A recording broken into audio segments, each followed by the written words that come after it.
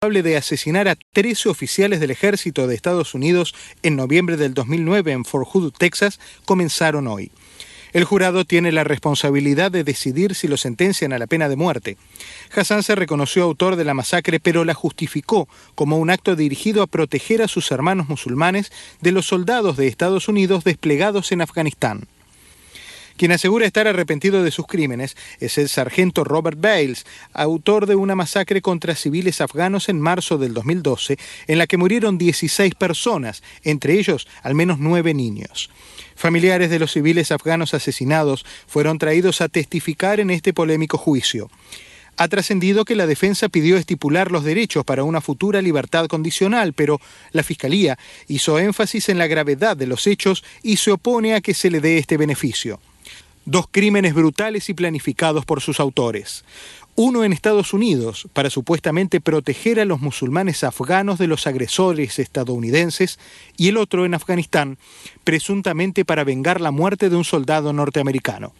El resultado ha sido 2 juicios militares similares en términos de víctimas mortales, pero con condenas posiblemente diferentes. Bueno, ahí lo tenían, estamos hablando de 2 crímenes brutales y, como estábamos diciendo en el reportaje, con castigos posiblemente diferentes. Y eso es lo que vamos a tratar de determinar, de analizar en el programa a continuación. Wilfredo Amer Ruiz, de la Asociación Musulmana de Estados Unidos, nos acompaña aquí en el programa. Muy buenas noches, Wilfredo, qué bueno que estás aquí. Octavio Pérez, coronel retirado del ejército estadounidense, analista militar y político. Wilfredo, 2 crímenes brutales, ahora lo vimos en el reportaje, pero podemos profundizar un poco más en cada uno de estos casos, con castigos diferentes. ¿Por qué? Las circunstancias deberían ser similares, y es lo que llama la atención de ambos casos, porque como bien dijiste en la introducción del segmento, Félix, son 2 crímenes parecidos. Salen 2 individuos a matar gente desarmada, son 2 militares, pero ambos estaban en condición de no combatientes en el momento de estos crímenes, lo que los hace crímenes abiertamente condenables con pena de muerte ambos. Uno, en el caso de Nidal Hasan, no tan solo el sistema parece tratarlo distinto, sino también la cobertura noticiosa. Se habla cuando se hace referencia a él, el terrorista, el extremista, mientras que el otro, que fue el sargento Bales, que salió a la comunidad afgana de su base militar a asesinar a una docena de civiles y niños y ancianos. De hecho, vino la semana pasada a testificar un individuo que este hombre le mató a su madre, a su esposa y a 6 de sus 7 hijos. Y el gobierno le dio a toda esa familia, por ese poco daño parece, $500,000 por matarle la esposa, la madre y 6 de sus 7 hijos. Y ese Bales, porque se declaró culpable, prácticamente no se va a exponer a la pena capital, mientras que Nidal Hasan, en un caso igualmente de un crimen vil, está exponiéndose a la pena capital. Esas 2 varas es lo que todo el mundo mucha gente está cuestionando. Ahí quiero ir, Octavio. Uno de ellos mató a oficiales del ejército estadounidense y otro a civiles afganos. ¿Cuál es la diferencia y cómo es el análisis que se puede hacer según las sentencias y lo que se está viendo ahora? Bueno, primero hay que poner en perspectiva qué ha pasado en los últimos 30 años en los Estados Unidos. 41 casos donde soldados son llevados a una corte marcial con la capacidad de pena de muerte. 11 de los 16 que fueron encausados a muerte fueron reindicados a cadena perpetua. No hay una experiencia vasta en el sistema militar.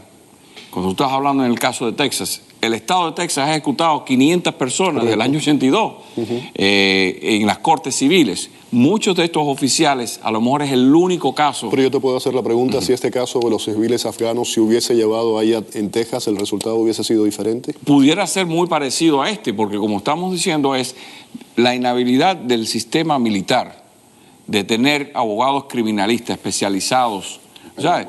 Tú estás dependiendo de los abogados que estén asignados a esa base. Sí. Y lo bueno que se ha probado en el caso de Guantánamo, que en muchos de los casos, cada abogado defensor de los reos de Guantánamo ha tenido un dictamen diferente. Por mucho que le pese a alguna gente, que los ha defendido. Y ahí es donde está la diferencia, que es que cada corte hay una independencia, no es una cosa mandada, y da pena que un individuo que haya matado 13 civiles a mansalva Son tenga, crímenes porque hay brutales. condiciones extenuantes, que usó esteroides, que tenía 4 tours de combate, todo eso es basofia.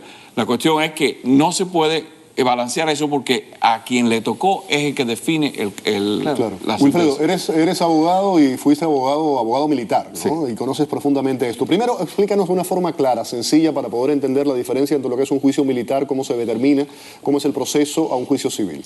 Pues muy similar. De hecho, en nuestra estructura de justicia estadounidense, el equivalente a una corte militar, un General Court Martial, es la Corte Federal que está aquí en Miami. En esa misma escala está, pero van corriendo paralelamente. Todas se encuentran en el Tribunal Supremo. ¿Por el hecho de ser militar se le juzga más severamente? No necesariamente, Félix. Lo que pasa es que los militares tienen una estructura para aplicar el sistema de derecho independiente, donde toda la estructura de ejecutar la justicia la administran exclusivamente los militares.